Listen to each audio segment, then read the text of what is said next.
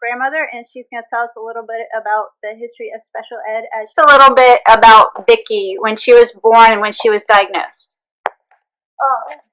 When Vicki was first born, I thought she was the most beautiful little girl I ever saw.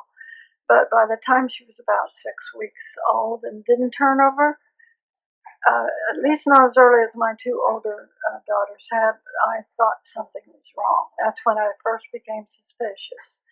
Then as time went on, she didn't try to put anything into her mouth. And so I patterned her to lift her arm up and put things to her mouth until she caught on that that was the thing to do. Then her little teeth came in. They became corroded because she didn't use them the way a normal baby would. So I knew then that she wasn't as active as she should be.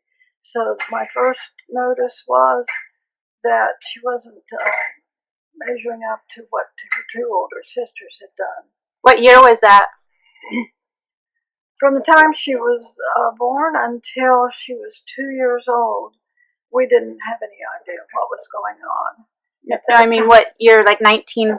What year was she born? 1958.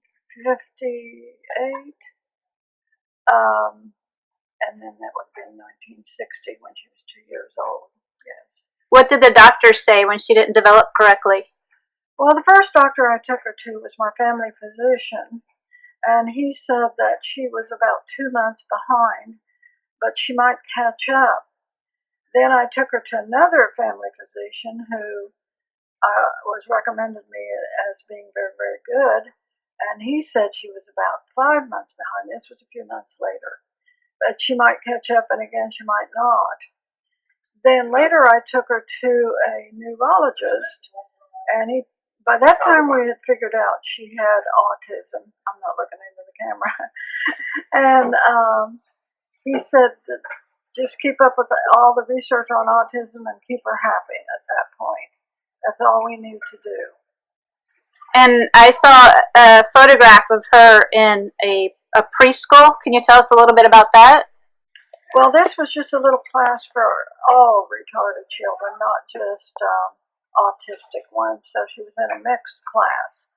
And it was I'm not used to looking into a camera. It was a little preschool type of class where it's just typical things that preschool kids do. We're doing little arts and crafts and things. But Vicki didn't talk any at all at that point in her life. From the time she was born until 12 or 13, we started trying really, really hard for speech. Of course, we never did accomplish it. We just got echolalia and jabbering mostly from then on. Did that preschool that she was in at a church, did the public school system pay for that? How did that work? Was she bused? Do you remember? I took her to class every day and brought her home. I took her, it was, I forget how long, maybe 2 to 4 hours, something. I don't know for sure who paid for that. I think it was the Autistic Society. The school system didn't. So there was, what was it called back then? It was the Autism Association, I think, that paid for it. It just had to pay for the teacher, I think, because I think the church donated their room.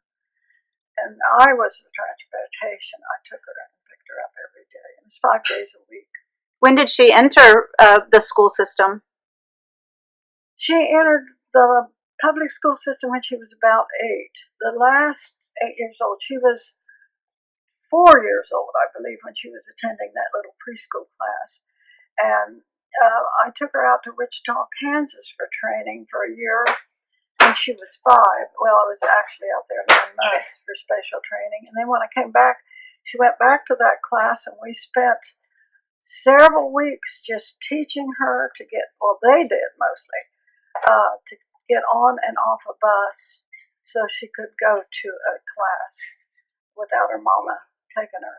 And we spent a whole summer doing that. And then the following fall, she did get on a bus and go to a class farther away.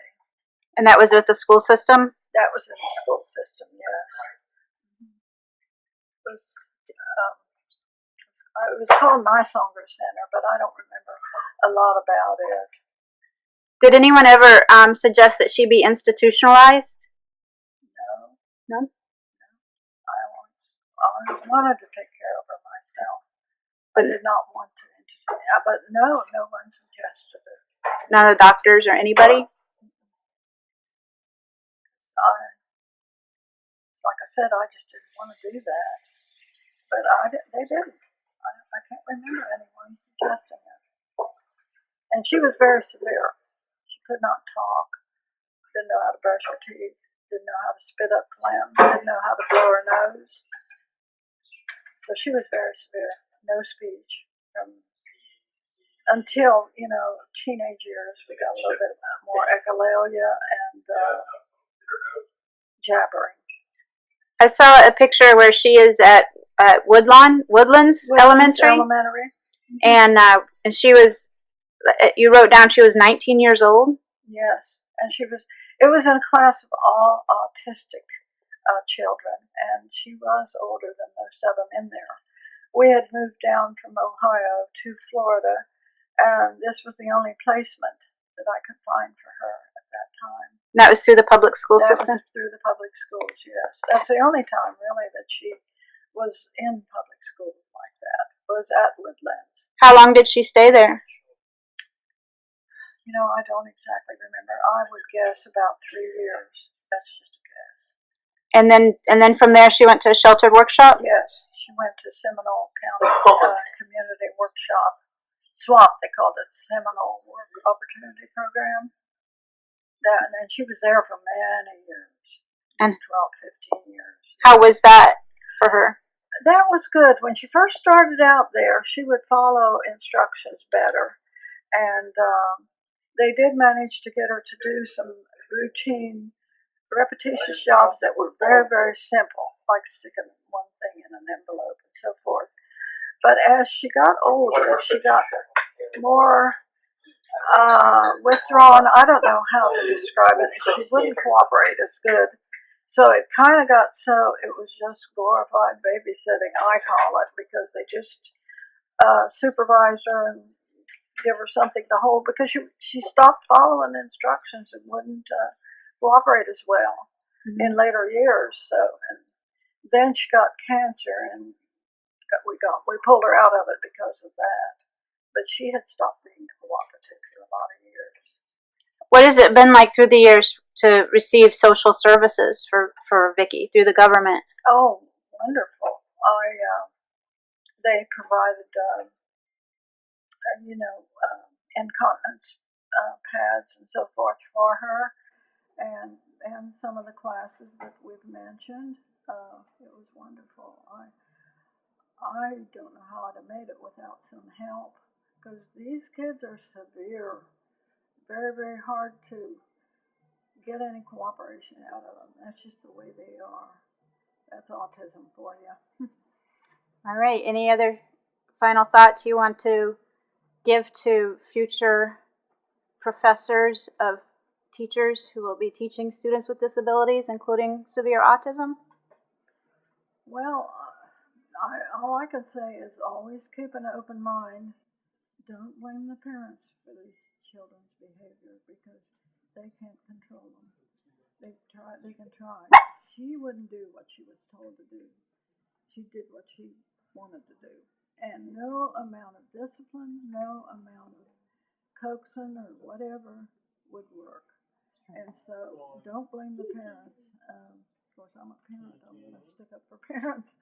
And try to look at it from all angles, from different perspectives. And in other words, just keep an open mind.